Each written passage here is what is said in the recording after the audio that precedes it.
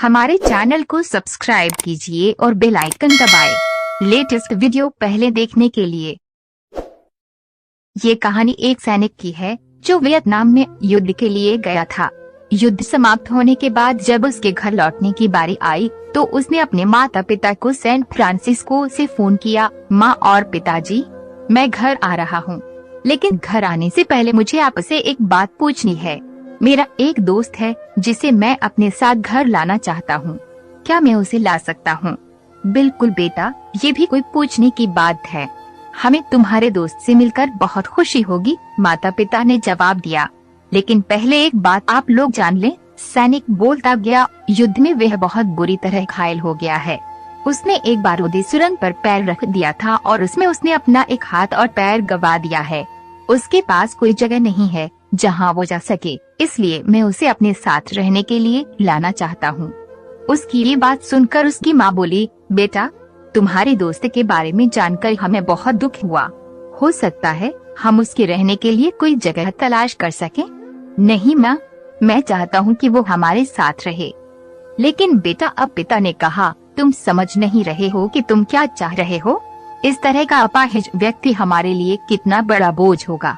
हमारी अपनी जिंदगी है जीने के लिए और हम नहीं चाहते कि इस तरह की कोई भी परिस्थिति हमारी जिंदगी में दखल दे। मेरे हिसाब से तुम्हें अकेले घर आना चाहिए और अपने दोस्त को वहीं छोड़ देना चाहिए। वह अपनी जिंदगी जीने के लिए कोई न कोई रास्ता निकाल ही लेगा। यह सुनकर उस सैनिक ने फोन रख दिया।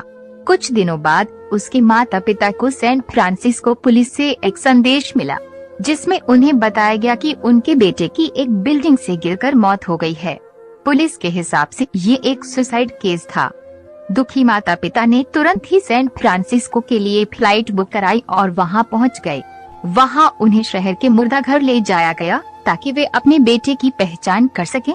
उन्होंने उसकी पहचान कर ली, किंतु ये देखकर उनकी कंपकंपी छूट गई कि उनके बेटे का बस एक हाथ और एक पैर था। दोस्तों, इस कहानी में जो माता पिता हैं, वे हम में से बहुत से लोगों की तरह हैं जो अपनी सुविधाओं को सबसे अधिक महत्व देते हैं।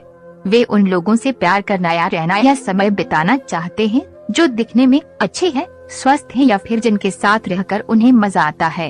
वे ऐसे लोगों को पसंद नहीं करते जो देखने में स्वस्थ, सुंदर या स्मार्ट नहीं हैं, या जिनके साथ वे मजा नहीं कर पाते या जो किसी भी रूप में उनके लिए असुविधाजनक हैं। वे ऐसे लोगों से दूरी बनाकर रखते हैं। लेकिन कभी कभी उनके इसी व्यवहार के कारण उनके सामने ऐसी परिस्थितियां उत्पन्न हो जाती है जब उन्हें पछताना पड़ता है। आइए लोगों को वे जैसे हैं वैसे ही अपनाएं और जरूरत पड़ने पर उनकी मदद करें। दोस्तों, आपको ये फौजी की कहानी कैसी लगी? आप अपने कमेंट के द्वारा हमें अवश्य बताएं। धन्यवाद।